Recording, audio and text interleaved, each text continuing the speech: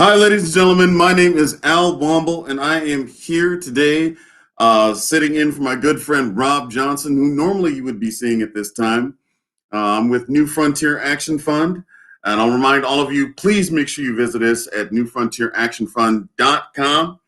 Please make your donations so we can continue our important work with not only helping to educate and inform people in the world of politics, but also how people can affect their personal finances. And today I'm really excited because I get to introduce a man who's been on the cover for GQ 5 different times, has been on the cover of Jet magazine, my good friend Stoy Hall, who is now going to be joining us to bring in this conversation. Welcome that introduction. I wish it was, GQ and Jet. That'd been great.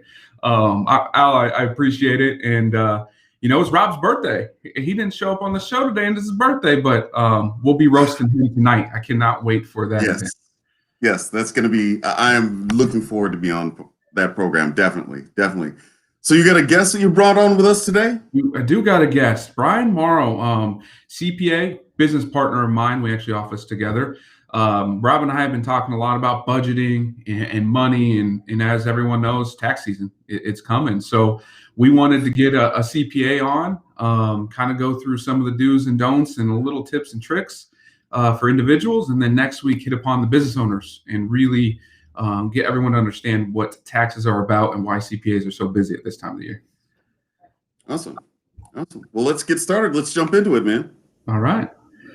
Well, hey everyone, there's Brian. Yes, he is on the beat. Well, he wishes he was, just like the rest of us. But Brian's my partner. We've been partners for almost 2 years now. We do it on the wealth side, the CPA side, and commercial real estate, which we've talked about on the show.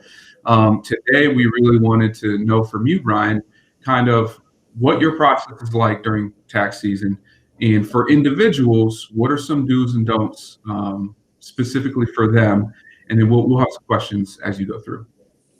Excellent. Well, thanks guys for having me on here.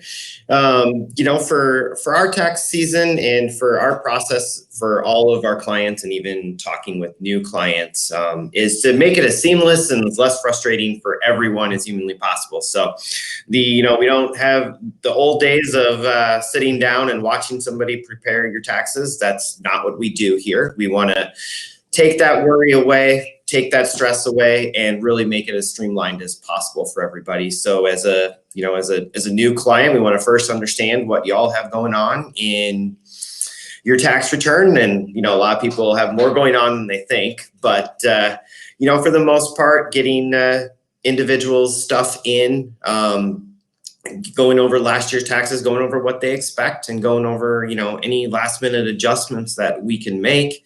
It's just kind of part of our onboarding process, if you will, and getting them comfortable with, tax season, how it will flow. And then we try to have a pretty quick turnaround time with our tax returns. And obviously you have some questions, and if there's any savings or anything that we can do during tax time, that we'll definitely address those with our clients. What would you say is the number one thing you see from an individual side that people forget to do or don't take advantage of? The number one thing that I don't see, especially in clients that are probably, in their lower 30s, upper 20s type thing, is taking advantage of a 401k. That's probably the single biggest. I don't see a lot of that on people's W-2s any longer like you used to. And I think that's a real point that people that they miss. And don't take advantage of, one of the huge perks is that your employer usually matches what you put in up to a certain point. So for clients that are looking for, for clients that work in companies that are looking for tax deductions, my first and foremost go-to is, are you maxing out your 401k with your employer? Because they're going to match you 50%. So that's essentially a 50% gain, day one. And then it's usually invested in the backside, and you can grow your money from there. But, retirement, whether they're a business owner or an individual, that is my number one strategy for for tax savings because it's not a wasteful thing.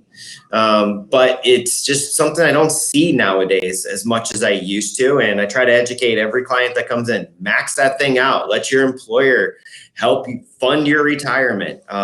We encourage that here, obviously, with our employees, but yeah, you just don't really see that anymore. But that's probably my number one. There are a couple other things that we can do, but that's probably my number one go-to.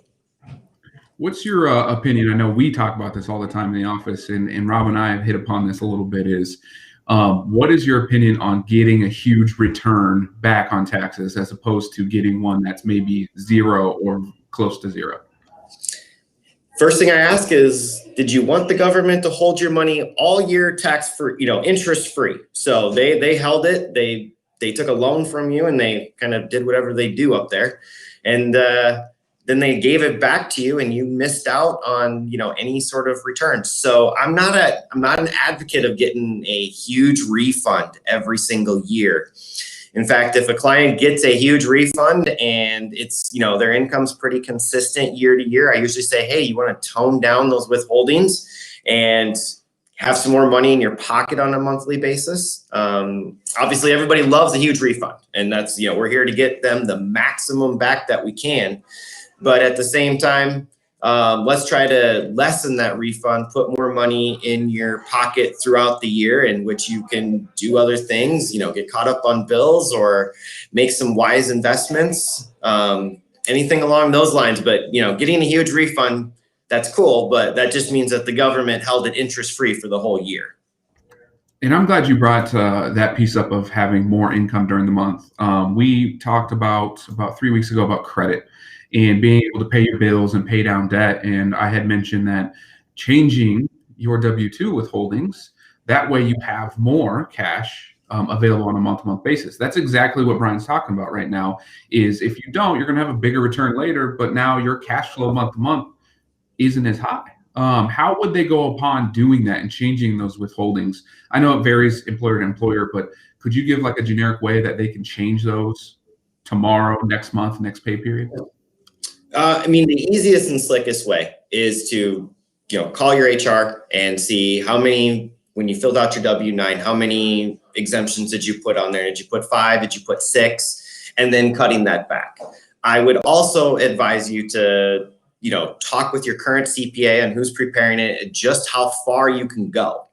Because you don't want to get into an owing situation, although I do owe them every single year because I refuse to give them more money than they need throughout the year. But if you want to avoid an owing situation, I would just talk with your CPA. It should be a very quick, easy conversation. And that way they can give you some solid advice on how to, get less of a refund and have more money throughout the years for which you can use. Yeah, that's exactly what it is. And I love that piece of it. That's probably why we're partners. Al, from the outside and not being inside Black Mammoth, what are some questions that you would have?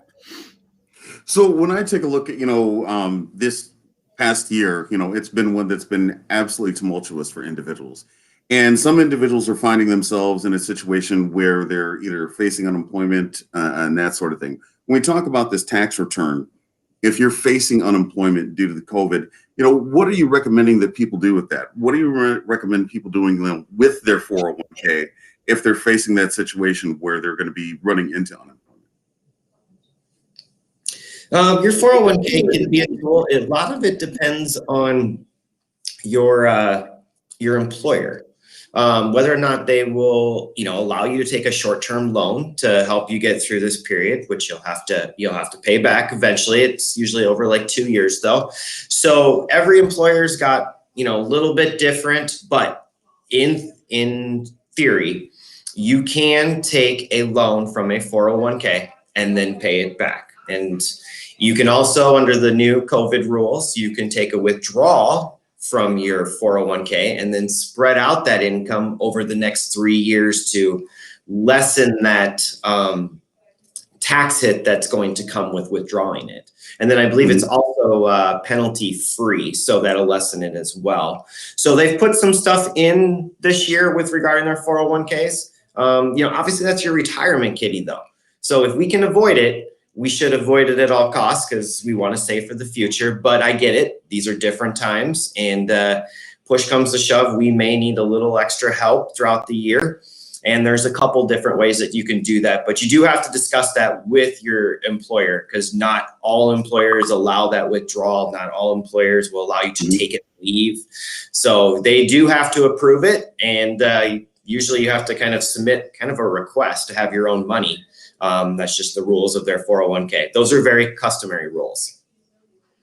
Yeah, because like I said, like I said, this is an extraordinarily times, and individuals who even found themselves in the most secure of, jobs, feeling that they were very financially secure, are suddenly facing situations where, like, gosh, my job is going away. I don't know when the next one's coming about because we're in such a strange job market. What do I do in those particular circumstances? And also, if you are getting a large return and you're facing possible unemployment, what are your suggestions on how to really make that money work best for you if you're going to be getting that big return and you're facing unemployment? I mean, I would just put it into a bank account and leave it. I wouldn't do any big expenditures with it on the front end.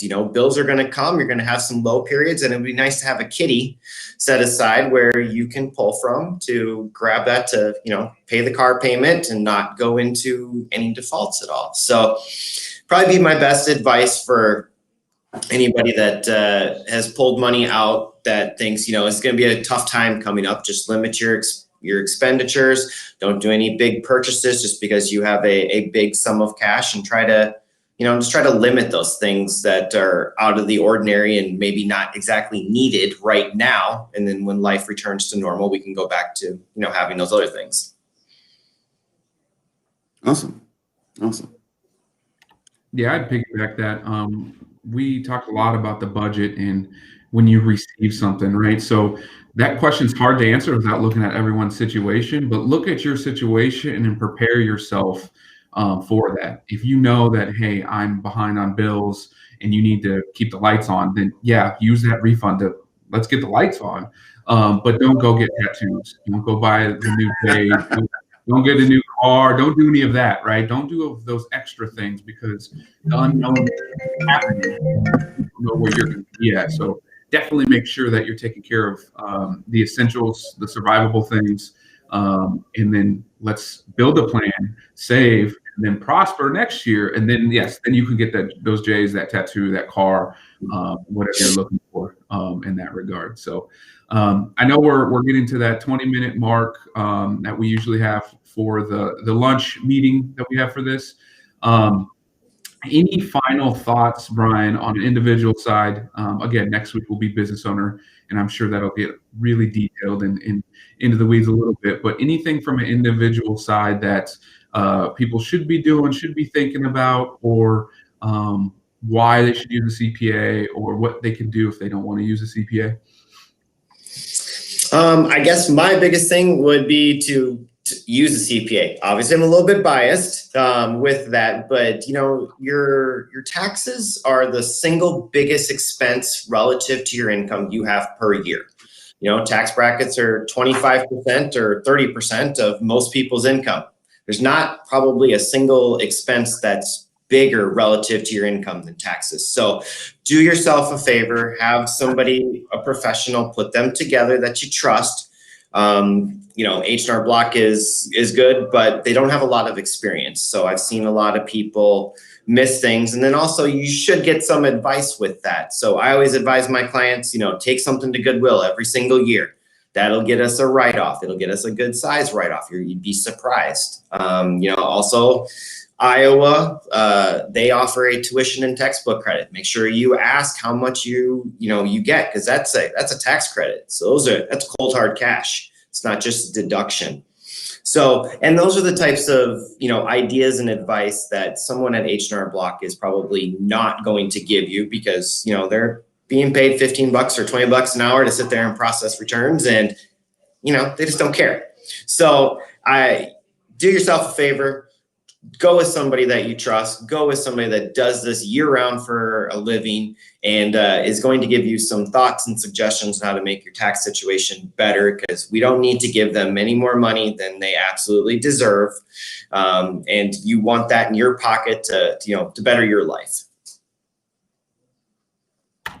I love it. And I'm just going to say, hey, yep, do what Brian says. Listen to your CPA.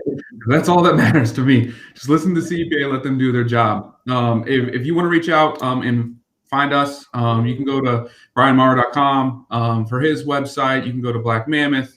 You can call me, obviously, at 515-420-0120. We're on LinkedIn. We're on Facebook. I'm on Twitter. You'll be able to find us, and we'll be able to help you out as much as we can. Obviously, you can get a hold of Al, get a hold of Rob, anyone at New Frontier. We're here for you.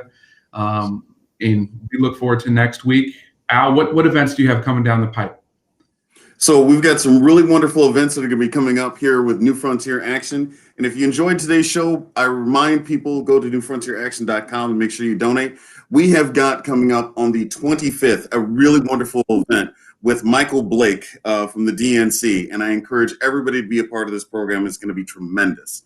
On February 3rd, we're going to be having a program with Ro Khanna, talking about, how technologies and education in those areas can help fight off poverty. But most importantly, ladies and gentlemen, tonight, we're going to be hosting the roast of the good Reverend Rob Johnson, and I beg you to show up to this one. This is going to be a premier event. You do not want to miss this, and see all of Rob's friends, giving him a little ribbing for everything he's done and not done throughout the year.